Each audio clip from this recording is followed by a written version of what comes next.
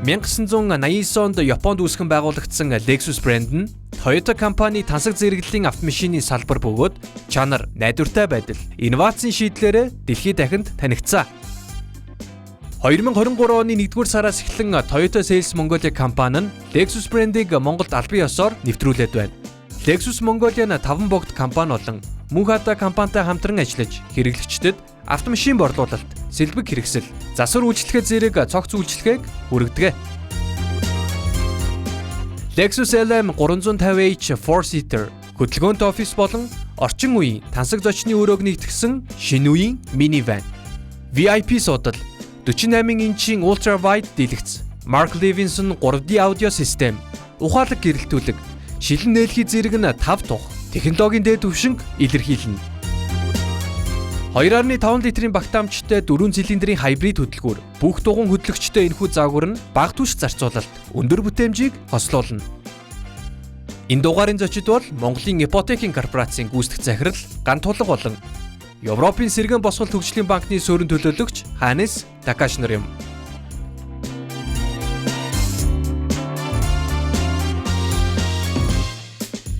Hannес, good afternoon.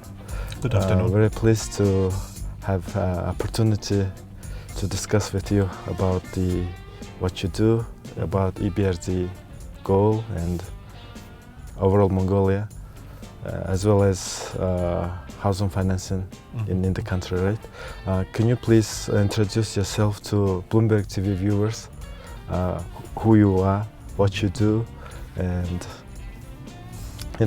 Good.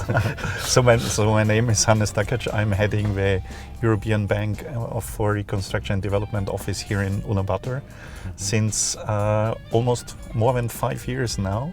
So time flies. So I came here during COVID, and me and my family, we were the only non-Mongolians who were on the flight here. It was a flight to repatriate Mongolians which were living in the United Kingdom. And we immediately went into quarantine for 3 weeks. Quarantine at that time was already active in United Kingdom, and when we came here it was really good to see how well it was managed here in Mongolia. And we were positively surprised, and also how fast the vaccination took place. So my wife and I, we got vaccinated here in Mongolia like all the others.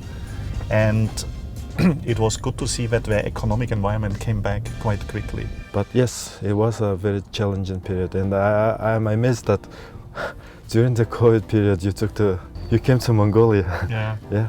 You could have waited. No, when I was appointed, I really wanted to stay with the people here, because what I've seen is that COVID had a tremendous impact on the people, but also on the businesses. And I think that was exactly the point of time where we have shown how important the EBRD's presence here is in the country, because we didn't stop our financing. We didn't stop our training of entrepreneurs. What we did is we just switched to another mode. So we used digital means, and that means at that time in 2020 we invested 140 million. Quite a lot, because we saw there is a need. People hadn't access to financing, so we jumped in and helped to overcome the period as much as possible. But of course we saw also that many people lost their jobs, and that meant also that we had to increase our support for small and medium-sized enterprises, because they are the job motor in reality in the country. Right. Yeah, you mentioned about this financing. So what is EBRD mission, goal in general, and especially within the Mongolia context? I know that EBRD actually works with private sector. Yeah, it's a private sector financing. Is it multilateral financial institution, right? Yeah, we are a multilateral financial institution having now 76 shareholders internationally. 76 member countries. Okay. And Mongolia is one of them, which not many people partially know. And I think what makes us unique when you compare the international financial institutions is our strong focus on the private sector. Because what we are all the time saying, private sector works independent of the election cycles. It's normally the ones which can support large infrastructure projects, but also create more jobs. And when you have a very strong private sector, it also supports democracy. And that is, I think, what is really in our DNA as a financial institution, that we have a strong focus on the private sector, but we also jump in when we see infrastructure needs. For example, sometimes you have an economic hub, but it lacks energy supply. So we would discuss with the government, makes it sense to have a transmission line, for example, to improve the energy access for private sector companies and households. And so we are not shying away from infrastructure projects. So we have also private sector infrastructure projects. And our main focus in Mongolia is to support economic growth and economic development with a very strong focus on sustainable infrastructure, private sector financing, where we are very strong also when it comes to small and medium-sized enterprises. And also micro enterprises, which we are serving through non-bank financial institutions. But we also understood what helps is when you combine three functions. Giving access to finance is one thing, but it doesn't solve a solution. So we have policy dialogue where we discuss with associations as well as with the government what can be done to improve specific challenges in the country, and at the same time we are offering advisory services specifically to small and medium-sized enterprises, because we see sometimes a company is very strong, has good products, but can be quite weak in marketing and selling it. And here our advisory services would provide support to the company, and we have very good examples. We advised one company of developing a franchise system, and immediately afterwards they sold franchise licenses to Kazakhstan. So it helps really to create some sort of an economic hub within Mongolia, allowing the companies to expand and export. And I think that is very important. And export, of course, is all the time depending on border availability. But when you also concentrate on services, services can even be delivered without open borders. But I think what is important, we only spoke about me, but I would like you, Gontoulga, we know each other for a couple of years, to present yourself and also what you're doing, because mortgages are very important in the country. Right. My name is B.Gantulga. I work as a CEO of the Mongolian Mortgage Corporation since 2017. Before joining MIC, I used to work as a Director General for Development Financing and Debt Management Department of the Ministry of Finance. So housing is a very challenging and important issue in the country. You know, for example, Ulaanbaatar city has more than 410,000 of households, and half of them still lives in Gir district area. Growth of Ulaanbaatar has two sources: natural birth and also migration. Mongolia is a vast country with a small population, and because our constitutional law allows people to live wherever they want within the country, so we have lots of migration coming from rural areas on annual basis, and that creates the mechanical growth as well. And that's why we see the Gir district area expands annually. So back to the key question is that housing financing is, if there is accessible, affordable housing financing, the formal financing, then we will see shrinking the Gir district area, because people will opt for the formal financing. And when there is a lack of such financing, when people cannot get mortgage loan from financial institutions, then people will solve it on their own. And that way, you know, the purchasing Gir is way cheaper than purchasing an apartment. You can borrow from each other, and then you. So it's family and friends in reality. Family, friends.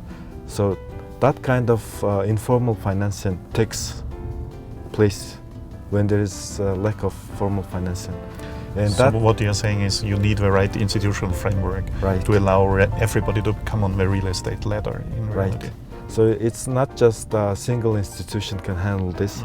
It is also a concerted approach. Government, private sector, and multilateral financial institutions like EBRD. That's my understanding right now. In order to develop sustainable housing finance in the country, we need to work closely with the government, with multilateral financial institutions and private sector.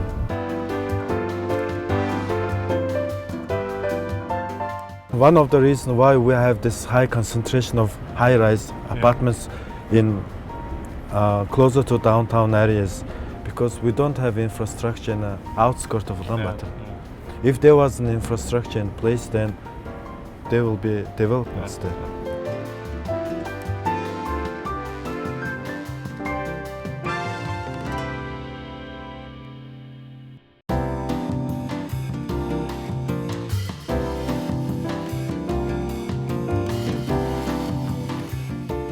What is your assessment, in general assessment of readiness of Mongolian companies to get funding from IFIs? We had one client who was very frank, and he got financing for us, I think, 8 years ago. And he was telling us at the beginning, he didn't understand why we put in so much requirements.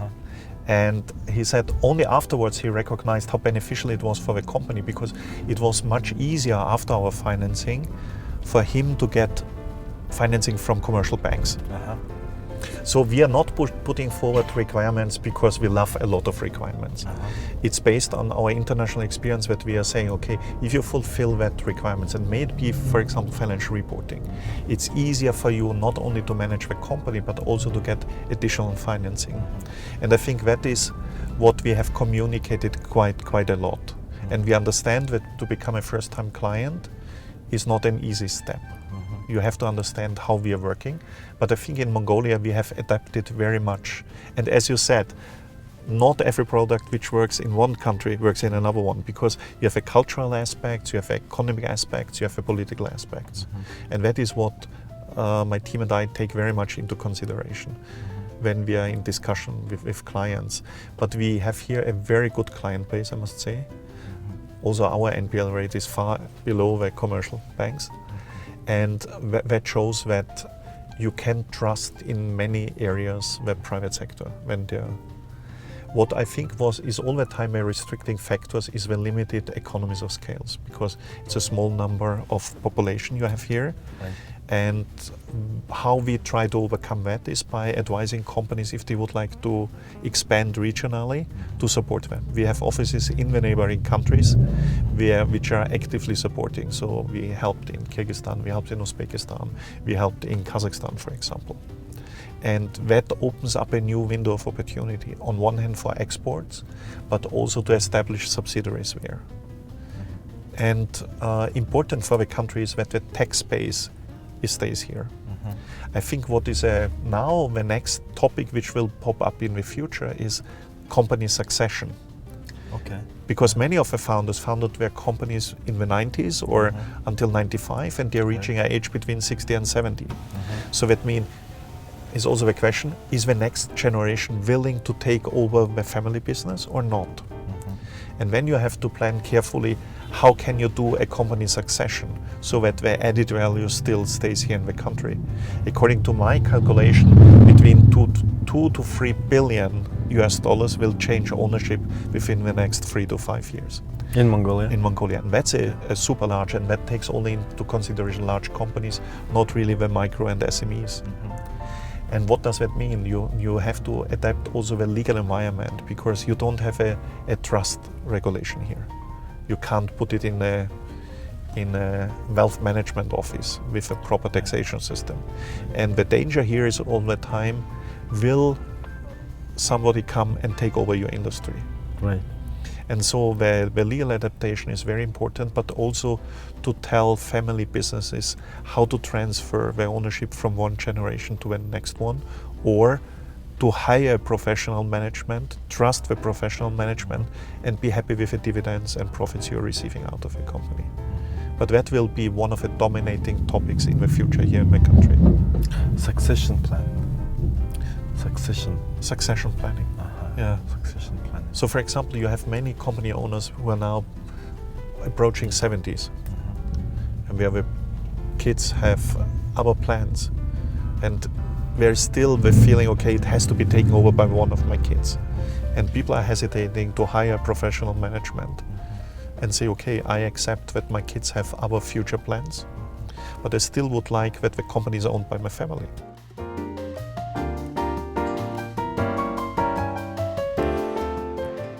It will take a lot of time, and it must have a dedicated institution, someone in charge of. You mentioned the champion. Yes, we need a champion from the government side. Until now, it was a central bank. Central bank somehow involved in this funding side of this government housing, affordable housing finance program. Now that Bank of Mongolia is about to exit and hand over the program to the government side, we don't have a champion, someone who really. Not now, you may have one. Of course, and that is something that we are missing now, and I try to point out whenever I discuss the matter with the officials, we need a champion. We don't want to this topic assigned to different line ministries, each time. Not centralized. Yeah, it has to be centralized, and we have to also educate those who in charge. I mentioned before that we did last year our first real estate financing, and when you imagine we invested last year 264 million by ourselves, plus more than 50 million syndicated finance, so more than 310 million, and the real estate part of it was only 10%. Only 10%. So it was 35 million around, but we see more demand for our financing as well. But it was the first time we went into the real estate sector in Mongolia. But we see here a huge potential because, as you mentioned before, demand is there. But for us, the focus is really on affordable and green. Yes. So that is in reality our decisive factors, or green office building, green supermarkets, green shopping malls as well. And in our portfolio, and we currently have a active portfolio of $1.2 billion in Mongolia. Right. Overall, since the last 15 years, we have invested 2.6 billion in the country alone. And that's quite a lot for the size. But 88% is private sector, and 58% is green already. So that means there's a demand, and we get more demand in this as well. Building new houses, which you are refinancing, means also access to infrastructure. Yes. That means access to district heating, to water, waste management, and everything. And I think that's currently the crucial point. There is a lot of need for infrastructure investment to connect the new expansion areas here in Ulaanbaatar, but also in Erdenet or Dachan, for example. Yes, one of the reasons why we have this high concentration of high-rise apartments in closer to downtown areas, because we don't have infrastructure in the outskirts of Ulaanbaatar. If there was an infrastructure in place, then there will be developments there. And for like 30 minutes drive from office to home, like 10 kilometers or 7 kilometers, is not a difficult thing.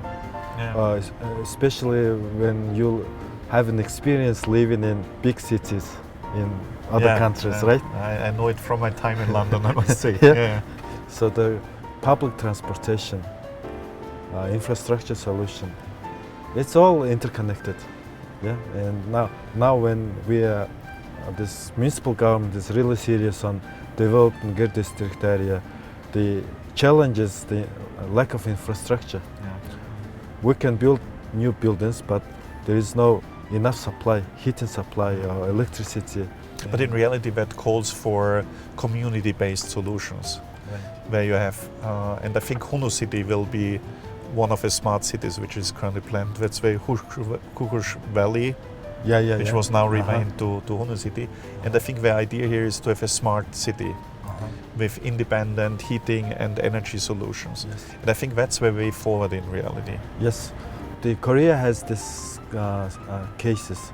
The Seoul has and surrounding Seoul there is small cities like Sejong, Sewon, the small cities, and these districts, have this independent solutions.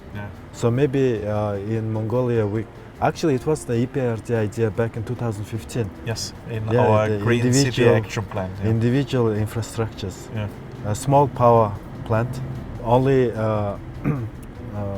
serves the community of the district. It's much cheaper in reality. Much cheaper, and whereas we have this centralized system continued since the socialist economy, yeah, and that centralized heating system or centralized system is now not very cost efficient, but also it is we don't have enough network. Yeah, underground and capacity network is not capacity, there. yeah. That makes Ulaanbaatar very crowded.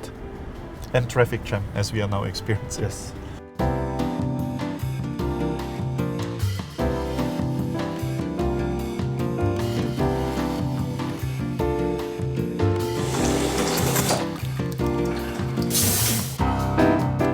I think people feel if you're doing something which you like, and then you get automatically promoted.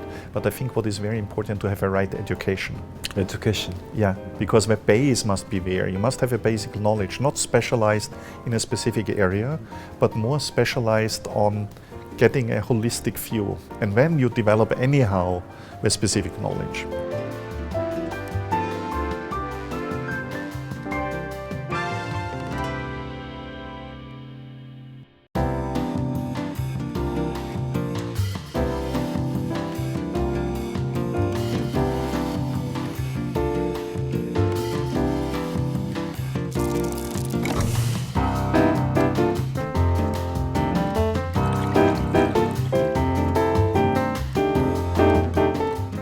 So aside traveling through Mongolia, whenever you have a free time, do you have hobbies? I have a high number of hobbies, but many of them I can't do here. Yeah. I love sailing, for example. Sailing doesn't exist here in Mongolia. Right. I like skiing, and my wife and I, we went to Sky Resort to go skiing. But what we underestimated, skiing at minus 30 degrees is different than skiing at minus 15 degrees. So I think we went 3 times up and down, and then we couldn't speak anymore because our cheeks were more or less frozen. And the snow, of course, is not similar to the countries we went skiing. But we like, both of us, hiking. And it's amazing to go back countryside and you just go 30, 50 kilometers and you're in the countryside. That's very nice. And we are playing tennis as well. Which tennis? Like soft tennis? No, normal. Table tennis? No, racket, with rackets, with real rackets. tennis, yeah. So, but what we like most is going to concerts and to galleries. So we have a season ticket since 4.5 years at the Opera House. So most of the weekends you can find us at one of the days, except during summer when we are in countryside in the Opera House. And I'm really admiring the talent. And what is really amazing is you have very young people who are good in music and arts, but also when we are attending exhibitions, but also discussion fora. The younger generation is very outspoken. They are telling you, okay, that is what I would like to see in my country in a couple of years. And that brings a lot of energy, I must say. And of course, what I like most is having dinner together with friends and speak. And I found my favorite food even here. Okay. It's suivan. Suivan. That's my favorite, really. Really? I like the others as well, but suivan is all the time my favorite. Yeah. I tried it at home to prepare it with help of my wife, but I'm a failure. I can't do it properly. I like kosher better. Really? Yeah. No, Especially when I'm on countryside. during the Nadam is round approaching. ones. Yeah. So it's a kind of a brand. Yeah. Nadam. Nadam kosher, Everyone understands it's around. Yeah. Yeah. And it's also interesting because the meat tastes differently from each of the regions. Yeah. My main support and where I get most of my energy is in reality my family. Yeah, and my wife. Yeah. She is also the most critic of what I'm doing. She says, "Oh, that you can do that better, and that has to reach the population." Yeah. And she's an excellent sounding board, but also provides me with a lot of energy, I must say.